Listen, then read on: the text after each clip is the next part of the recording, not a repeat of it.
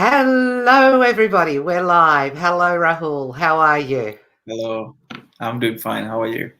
I'm awesome. I've been trying to organise this live with you for a long, long time, and I'm really, really happy that it's happening now. We will wait a couple of minutes and have a little bit of a chat while we wait for people to start jumping in. Mm-hmm. Um, and in the meantime, would you like to say something about you and is it Kima? Is it Quima? How do Yes. we pronounce it? Yeah, so we call it keema. Yes, you actually pronounced it correctly. But Oh, yes, in China, we call it chima because it's QI means chi in China. So, yes, about me, my name is Rahul Chawla, as you already see now, and I have been working with Keema for 6 years. Before that, I spent 7 years in India working with other QC companies, 6 years with Keema, and ever since then in Shenzhen, China, where I'm currently located. And yeah, Keema, I'm sure a lot of you know. Some of you know by our older name, Asia Inspection. So we were Asia Inspection since 2005, and 2018 we rebranded to Keema. So yeah, talking to you from Shenzhen, China. we're talking to China right now, everybody. And Rahul is the manager of, let me see if I can bring it up on my screen. He's the senior business development manager of Keema. That's a really good title. I love that, and that essentially tells me that you can tell us what we need when it comes to inspections, very, very importantly, but the most important part of it has to do with product testing. And we've had a Yes. lot of questions lately from Amazon sellers, and especially private label sellers, about, in particular, the new requirements that Amazon has when it comes to uploading compliance documents onto Amazon. And Mm-hmm. if you don't mind, I'll take 2 minutes just to do a bit of an introduction when it comes to what Sure. Amazon requires. And essentially what it means is that when you go now to Amazon to upload your documents and you're just a seller on Amazon, what ends up happening is you come to this particular page and it tells you that you can no longer upload documents unless you are the brand owner and unless you are the manufacturer of the products. This has had an effect in the sense that a lot of products are being rechecked by Amazon, and in particular products that are restricted. So a lot of toy manufacturers, a lot of toy private label sellers are finding that they have to re-upload their documents, and they're getting a whole load of different requirements from Amazon, which may or may not be true, as you and I have found out in the process, because we've been talking about this with a few different clients, common clients that we have. There's a page right here that you're actually sent to once you get to that point, which essentially won't let you upload anything unless you are the private label seller, unless you have brand registry for that product. And then you actually need to identify as the brand owner before you go ahead and do any of that. So if any of you have seen any of these pages and have got any issues with that, come and talk to me later. But the important thing is that a lot of these sellers are going to have to re-upload all those documents, and they're getting even older products that were either not compliant before or that were compliant but something has changed, etc. Then they need to re-upload all those documents. Now you can supply us with those, so Yeah. let you talk to me about Yeah. how you work with clients, what exactly it is that Mm-hmm. you're able to do for them, and how Keema actually takes care of everything from the beginning, from manufacturing, making sure that the product is safe, up until the last point of inspections at the factory. I'm really, really interested to hear what it is that you can do for everybody. Sure. So thank you first of all for having me. And this is indeed a very important topic, which perhaps was missed by many people, and there were different reasons. So let's split the discussion into two parts. The first, I'm going to talk about lab testing and certifications, and the second will be the inspections. Now, lab testing. Why do we need it? What has to be done? What is the do's and don'ts about it? So number one, why you need lab testing. Now, I'm sure none of us would like to use an unsafe product, okay, let alone the quality being good. Like, I'm wearing this shirt, yeah, I like the buttons to be nice, the color should be okay, everything should be fine. If I rub it 10,000 times, it should not, fade and so on. Good. But what about the chemical compliance? Some of you might not know, but even the clothing that we wear on a day-to-day basis, they can have allergenic dyes, carcinogenic dyes, which can really harm our bodies from time to time. It may not show effect right away within a day, but consuming these products on a longer lapse of time, like years, all these chemicals get within our bodies in traces, and they accumulate so badly that it can affect to critical diseases also. So that's number one. And then this was about clothing. If you have, say, food contact material, I have this bottle in my hand, okay, now if I start drinking water from this, it's straight away in my mouth, right? Or toys, I'm sure none of us would like our children to be playing with unsafe toys and unsafe products. So it's more about safety of us human beings, why testing is required. So all the governments in different regions, Australia, US, Europe, India, Japan, everywhere, all the government bodies, they create these regulations with the view that the citizens, the people who are using these products remain safe, right? So that's the core logic behind why these regulations are there and what has to be tested, why it has to be tested. So first of all, don't take this as a burden.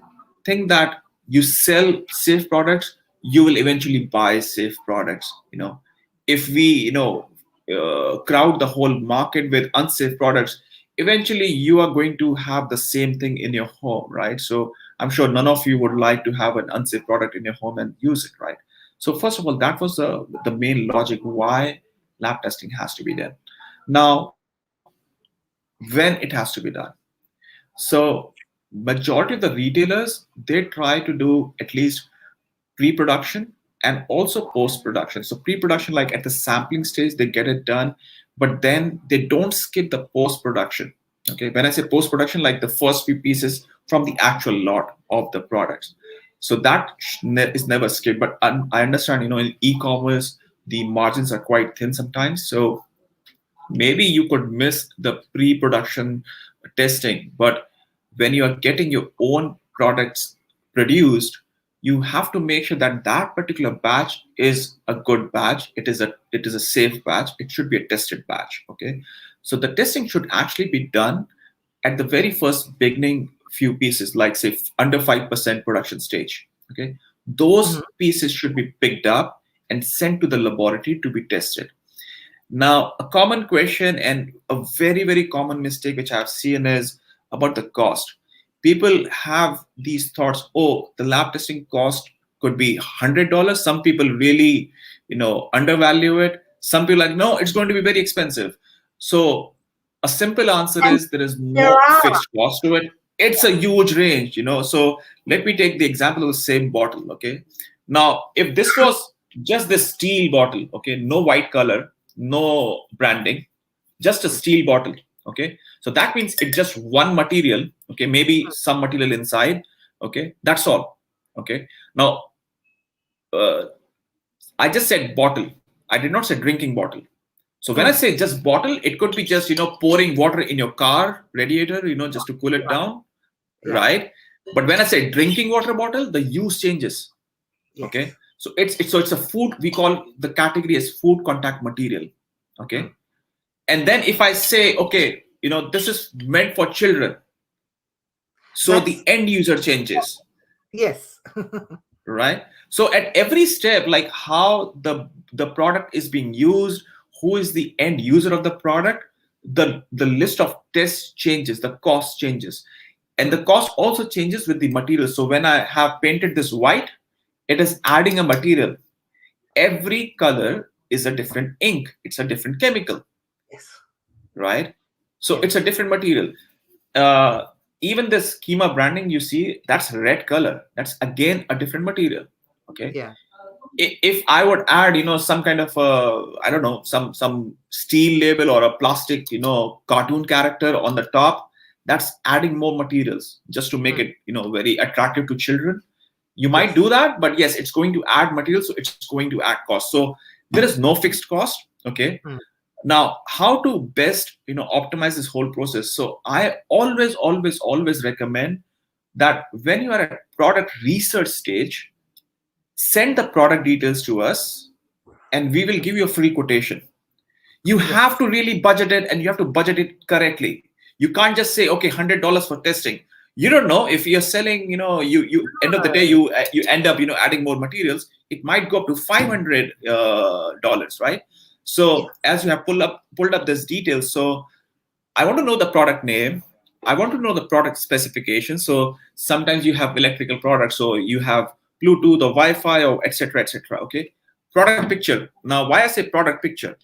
Uh, Let me see. Like, okay, let me say this cap. Okay, now the cap of this bottle has something inside. Okay, these silicone rims and some plastic material and so on. Okay, So you want if to you show see me, separate. I want to know the exact Yeah. picture. Okay, otherwise I have seen some cases when the people just send me this, and I did not know there is a material inside, so the quotation goes wrong. Yes. Okay, so I want to Yeah. see the exact pictures, and more pictures the better for us to understand the product. Okay, then we want to know where you are selling it or materials you have used. So fine, steel, plastic, silicone, etc., etc. Intended use, so like I said, is it water bottle or is it drinking water bottle? Okay, Or is it for age children? group, is it Or for is it something a, else? yeah. Yeah, right. Or is it just a small figurine, to keep it, as a decorative item? Okay, then age group of the user, is it for adults, is it for children, is it a milk bottle for newborns? Different, right? Countries you're selling in. So if you're selling in the US, they have different set of regulations. If you're selling in Europe, they have different set of regulations. Australia, different. They might be a bit overlapping sometimes, but Yes. they are different standards. So I can remember one of the cases from my first job back in India 12 years ago. So there was a particular brand from Italy, and they wanted that particular brand of detergent to be used for their washing quality of the garments, because the end customer in Italy is using that particular detergent. So we would import that detergent in the lab to test for To the test dimension that, stability and appearance. Yeah. that So detergent. basically, yeah. So That, basically, what we do at the lab is we, kind of replicate the real life situation in the lab.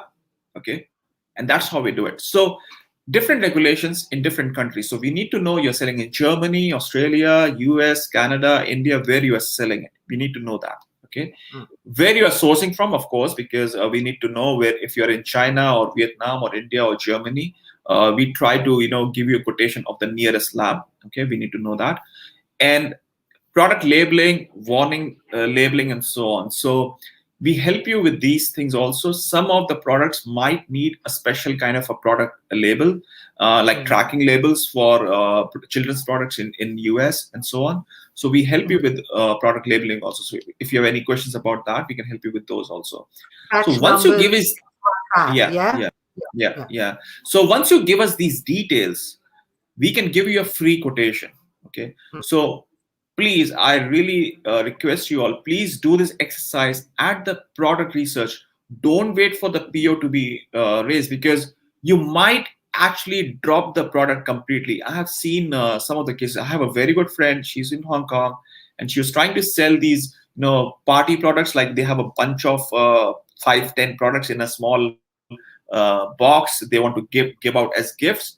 But then imagine, like, 5 different products in a box, and they were like use and throw kind of decorative or party products. So the cost wasn't mapping enough with the overall PO cost. So that friend of mine, she had to drop that product. I actually find that with party products, because usually anything, those paper plates and cups and every Yes. single one of those has got different, and they're all food contact, and they all need glass because they're paper. Yes. You don't want the food to make it soggy and all that kind of stuff. And it ends up being more expensive than what you can actually sell them for, because they sell for $2 pack of 12 or whatever. Yeah. So, in my opinion, these are good products. I won't say these are bad products to sell, but then if someone is a beginner, it's always better to start with a simpler product with lesser materials. Yeah, fine. I really wish all of you grow to a very big level and you sell like 50 different SKUs. So yeah, you can balance your margins here and there. You sell one product at a very low margin and you sell another product at high margin, and as a business you're profitable. But if you're starting with just one or two SKUs, please don't go with such complicated products. You'll have a lot of problems. And like I said, to understand the actual budget, you need to know the testing cost in advance. So ask us for the free quotation. We help you with the budgeting process in the beginning itself. If it fits in a budget, move forward, raise the PO to the factory, and then you move forward and send us the samples at the beginning of the production. We test it for you. We give you the report. It's that easy. Okay. And it also has to do with risk of the product. So you normally find that a towel is lower risk than what an electrical blender is, kind of thing. Yeah. If you ask me for the risk, I would say risk as a business. The reason is, like, if you are going into mainstream, a lot of electrical products, like say these earpods and everything else, it will be a little riskier because these things have batteries. So you shouldn't start with these products. Yeah, later on when you have grown enough as a business, and definitely have some good product liability insurance in place. So then you can. But at the same time, I will again warn, none of the products should be skipped for testing. Pins to planes, everything is under regulation, I can tell you.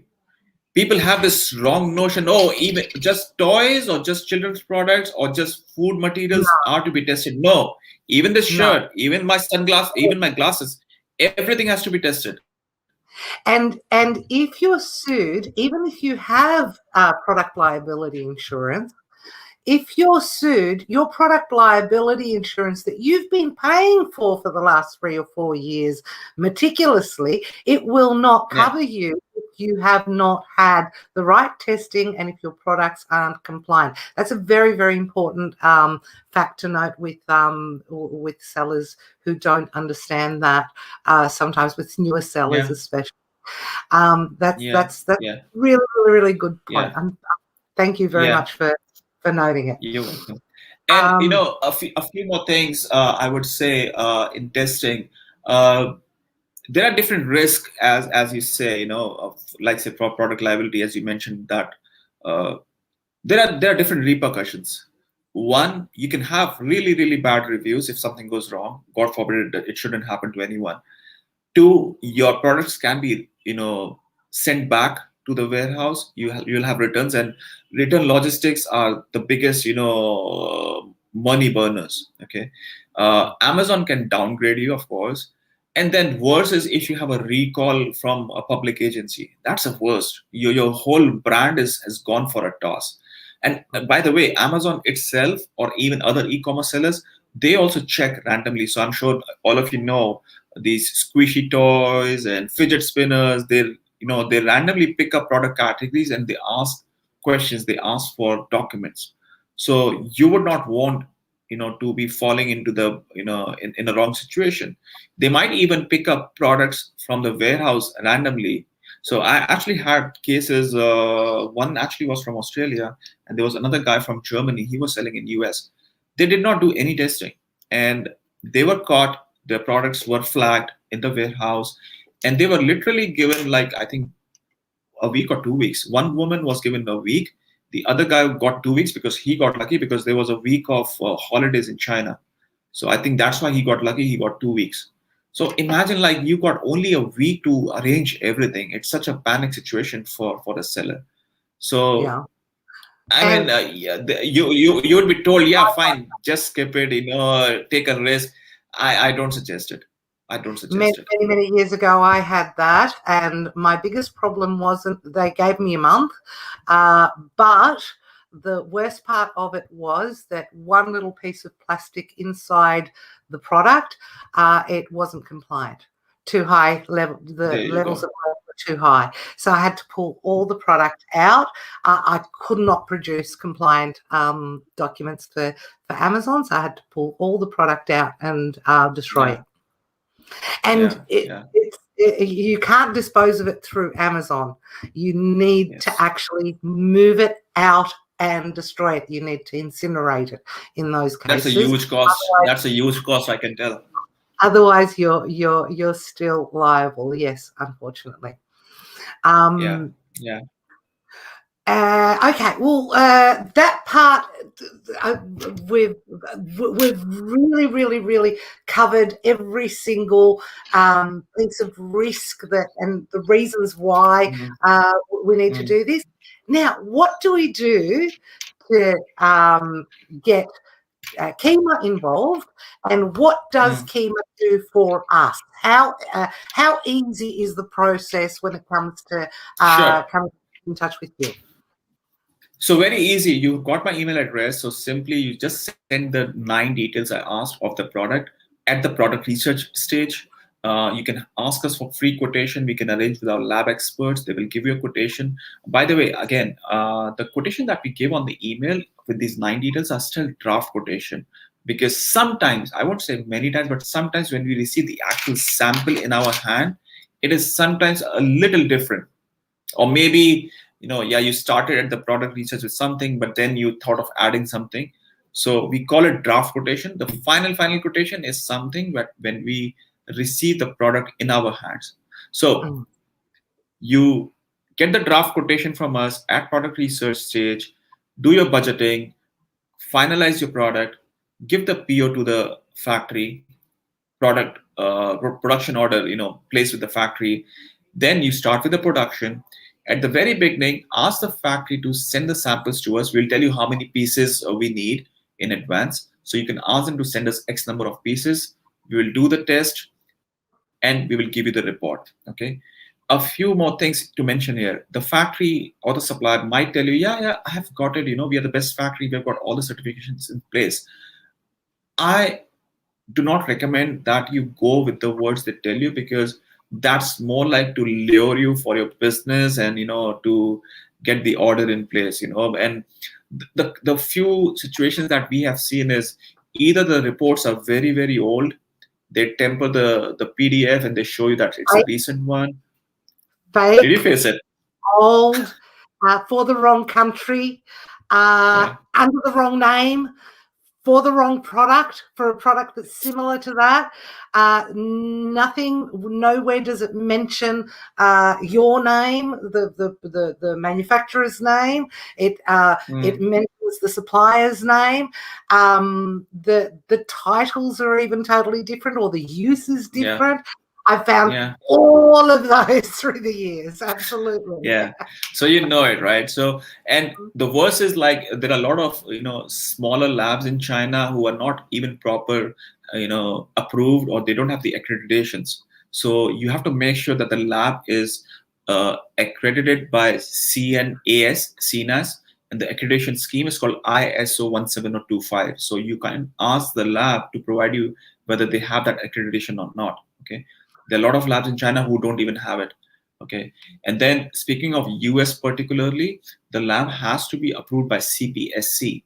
So on the CPSC website, you have the list of labs. So if it's approved, the lab name will be there. If you still cannot find it, you can ask the lab to provide the link or the code of the lab on the CPSC website. They will provide you. If they don't have it, please stay away from that lab. Well, Kima is. Don't worry, come to us. So speaking of that, we got 3 labs in China.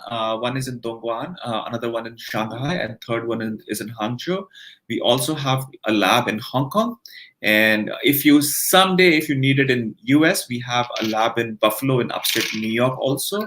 If you are Australia. Australia, we don't have it yet. We right now have in mainland China, Hong Kong, US, and Germany.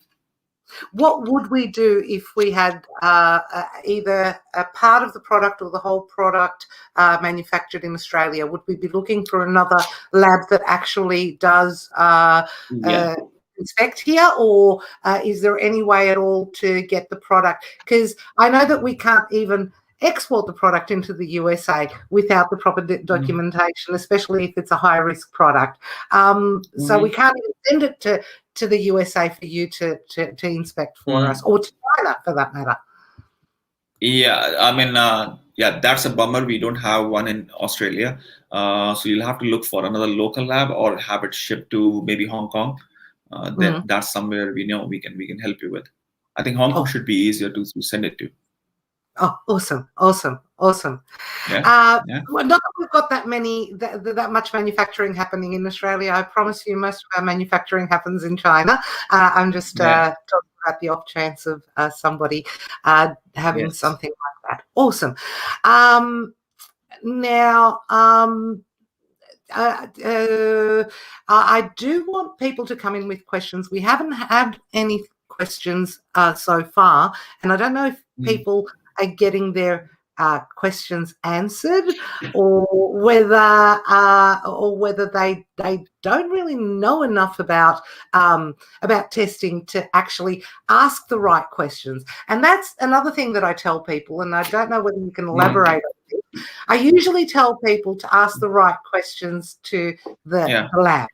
For instance, it's not just about your product safety. It's also, is your product microwave safe? And can you say that? And can somebody actually use the product in a microwave or in a dishwasher or in a washing machine?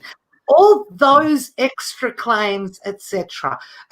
Do people have to be specific about them, or is there a way that you actually work with clients and you turn around and you say to them, okay, this is what you're asking for, this is your product safety, this is what the regulations say, but there's also all these extra tests that you can do that are not part of the regulation.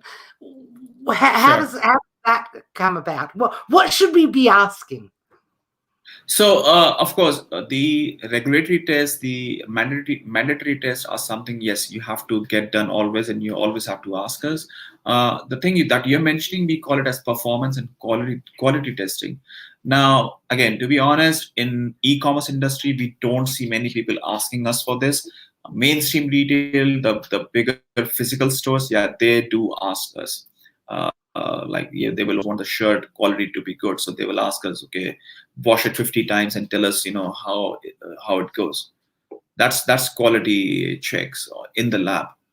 But e-commerce people don't really ask too much. Okay. Speaking of you have a question. Is that usually, do you find because they don't know to ask, or is that because they don't want to spend the money? It's the latter. They don't want to spend too much on this. Okay. Yeah. I was telling you something more about on the testing side is it might also happen that the factory might tell you, okay, I've got this tested, and or they will say, okay, I'll send the sample. Make sure they send the sample from the production itself. Factories are sometimes too smart. They pull up a product from the showroom, which of course is the best. It will always pass. Okay. But your liability as a brand, as a private label owner, is of your batch of production. Okay. So I might have this in my showroom and I could be working for 100 different sellers. Yeah, but probably I changed the material somewhere for someone. If someone is, really cribbing about the cost, I might have used a substandard material, Awesome. So make sure you do your correct checkpoints on the factories in those scenarios. Awesome. All right. Well, one more call for questions. If anybody has any questions, please put them in the comments, and we'll be able to see them and answer them before we go away. But Rahul, let's go back to this slide, and let's just give people some instructions. So the first thing that they need to do is they need to email you directly. There is a website. They can go there and they can put some information in there and go through the automatic process. But my understanding is that when they email you directly, you get to the correct department, depending on what the product is, and you make the process much faster or easier or more streamlined. Is that correct? Yes, that's correct. Okay, so mention that you're an Amazon seller, that you're coming from Amazon Sellers Australia, from the group, and you need to tell Rahul in that email all those details that we said before: product name, specifications, etc., etc. And then the next step is you will send them a quote about what it is that needs to get done. Now, one additional thing that I just thought about, part of the product is the packaging as well. Do you advise prior, so this is the pre-production stage, before they've even gone into production, do you also advise what needs to go onto packaging and whether or not they need to give instructions to their supplier? Yes, again, it's quite a broad topic. So yeah, you can tell us more about what kind of packaging you're going to use, and we can guide you if something needs to be mentioned on the packaging also. Awesome. And there are requirements when it comes to what gets printed. Actually, most of the requirements you will find actually in Seller Central. They have put a lot of details there also. You should find it there. Yeah, but of course you can ask us. Most welcome. Awesome. All right. So once you've done that, then the next step is that you will give them a quote, and you will also tell them how many pieces post-production they need to send to you, and send them their documents. Their documents consist of what? There's a testing document, there's the certificates, there's different types of certificates for different products. So what exactly should they expect back? Okay, so I would say 99% it will just be a testing report. Certification is not commonly required unless it's a high-end electrical product or something that really needs it. Most often it will just be a 4-page or 10-page testing report, which is more than sufficient for you to provide it to them. Awesome. Fantastic. Well, thank you very, very much, Rahul. It has been a pleasure talking to you. It's been a pleasure working with you ever since I discovered Kima, and ever since you've proven to many clients before today that you do a professional job, and that what actually comes back to us is actually usable, compliant, and able to protect us and people who use our products. Yeah, let me also now take quickly to the inspection side. I'll just take a few minutes only for this. So on inspections, there are a few best practices.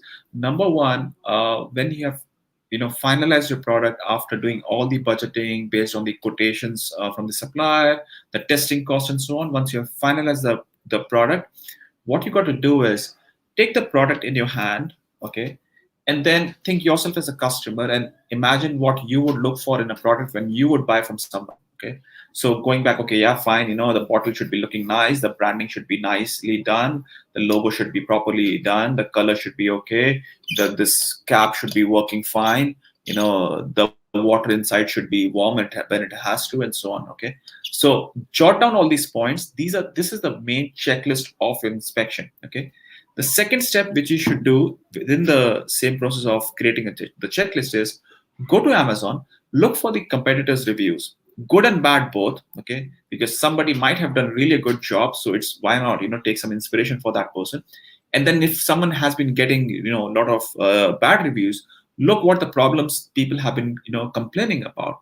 So this whole exercise will help you to develop a nice inspection checklist for quality control. You can give this to us. We will also incorporate some points from our experience, and that will be the final checklist. Now, once the checklist is finalized, I would highly recommend, please give it to your supplier. Okay. Please understand, they are also humans. They are also, I call them partners more than suppliers. They also need to understand what you expect them to produce it for you, because again, 100 customers they might have, and everyone has their own requirements. Somebody wants it cheap, somebody wants a use and throw item, someone wants a very sustainable product. So you want to tell them, okay, this is exactly what I want. Yeah. Right. And tell them from the beginning, like, don't give them shocks like, okay, my Kima inspector is going to come to you at 80% production stage, and he will come to do the inspection, and suddenly everything fails because you have a very strict quality control checklist. Why not give it in the beginning? Let them produce it accordingly for you. Yes. Okay? So make sure you give them in advance. Even better if you could do it, and this actually works if you can spend a bit more of money. Have a translation company and get this whole checklist translated into Chinese. The reason why is the person you're dealing with, the factory, is a salesperson, most likely.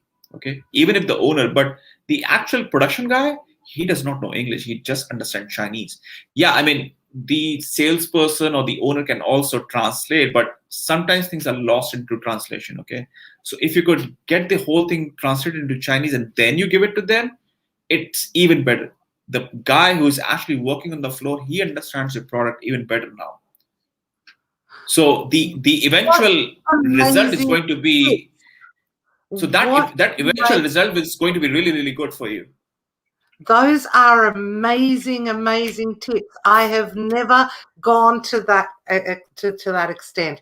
I've never actually gone and trawled all of the Amazon listings, looked for the negative ones and made them into a list and translated them into Chinese to give them to my suppliers. That has never been something that I have done. That is an amazing step that anybody that takes, I'm going to guess, will save themselves a lot of money and a lot of anxiety. A lot of time. Yeah. And honestly, your factory is going to love you for this. And that's how, you reduce their frustration. They're going to be happy to work again with you. So that's how you grow your relationship with the factories. And that's so, so important. You can juggle around for 2 cents less here and there, but if you help them, probably the next time you'll have 4 cents less for them. It's a journey. You have to take it step by step in a very cautious way and in a very conducive way to develop it. That is the best advice that I've heard in a long, long time. That's amazing. Thank you very much, Rahul. You're welcome. Final words of wisdom. Okay, I actually have more nuggets to drop for you. So inspection, when it should be done. So I would recommend get it done when more than 80% goods are ready and also packed, because packaging is so important in e-commerce. And make sure the inspection date is at least 3 to 4 working days before the shipment date. Your factories are going to trick you. Yeah, I'm not ready yet. And then boom, when they're ready, probably the next day is a shipment date. The problem there is, if there is a very less time left between inspection and shipment, if there are defects, which I assume it happens most often, the factory won't have time to rectify those problems. You won't have time to discuss it with them. So if you have a gap of 3 to 4 working days, you get the inspection done today at the factory. Our guy goes there. By the way, we can arrange any inspection within 2 days. So if you tell me now, go to my factory. How long do you need before inspection? 2 days? 48 hours, yeah, 48 hours flat. So if you tell me today, go there day after tomorrow, we can go there and we can check everything. And this works on weekends and holiday seasons also. We don't charge extra for those. So even if you ask me for a Saturday or Sunday, we are all there for you. Okay. So we go there, we check everything. You get the report the very same day, like 6 o'clock, we finish the inspection. The back office team, they check everything in the report. They finalize the report. They send the report by, say, 10 p.m. China time, approximately. So you get the report, you go through the report, you discuss with the factory in the morning, you check all the defect that we have reported, tell the factory, okay, these things are not correct, you rectify these problems. So you have enough time to discuss it with them. They have enough time to rectify those problems. Otherwise, it's all mess. It's all mess otherwise. So make sure that you have these 3 to 4 working days of gap for the inspection.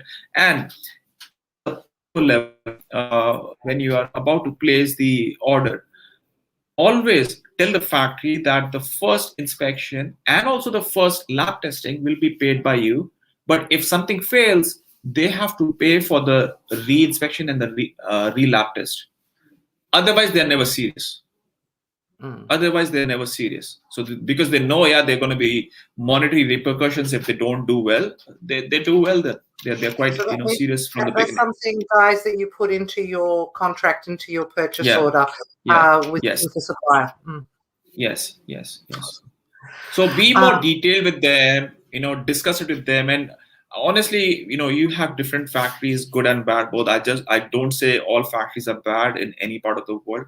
There are different kind of people in every place. So I hope you find a nice one, and I'm sure some people get better with time also. So you have to give them time. You have to, nurture that relationship. And we need to be better customers as well, because a lot of the time, both, absolutely. Yeah. Speaking of that, some customers, customers like you or e-commerce sellers. There are a few tips I gave from my experiences with my friends who are factory owners. They always prefer someone who is very structured, organized. So have a nice email setup. Don't try to do every whole conversation on WeChat or WhatsApp. Trust me, things get lost. Yeah, in WeChat you can track a lot of things, but a structured email to refer back to, it's always more convenient also, and it actually holds true in the court also, by the way. WhatsApp may not hold true in the court, if things go wrong. I don't wish that for you guys, but yeah, it might. With the Chinese suppliers, I normally find that I have to keep things short and sweet. So don't give them 100 instructions. Don't give them your whole process all in one email. You need to have the conversation email by email. And then once you're finished, that's when you put everything in the one document, so that they've got something to work by as when it comes to a checklist.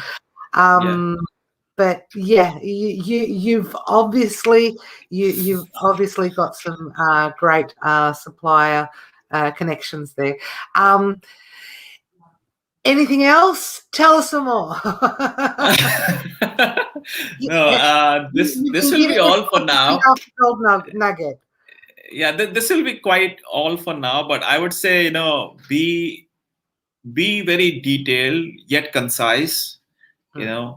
Know your product, know what really applies to. Do not take any risk. There are Amazon gurus or different kind of gurus who say, yeah, don't worry, just sell, just sell $1 product, you're gonna be fine.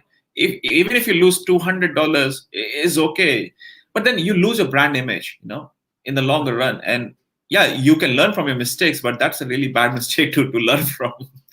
This is not about selling 5 or 10 products. If that's what we were doing, then we would be working at the markets. We wouldn't be working on the marketplace at all. I mean, if you are just being a seller on the side, like you work 8 hours a day in the office and fine, let me just earn some pocket money, fine, go ahead with it. But if you're trying to build up a sustainable, nice business with your own good brand, you have to do the things correct way. Yeah, you can't have in the beginning, you might not have 2, 5, 10 people to manage everything like a big time company like Woolworths or Gap or someone. They have dedicated teams for all this. But yeah, eventually you will. And yeah, that's why you have companies like Kima or someone, and we guide you what has to be done correctly. So most welcome. Come down to us, and we'll guide you to help you.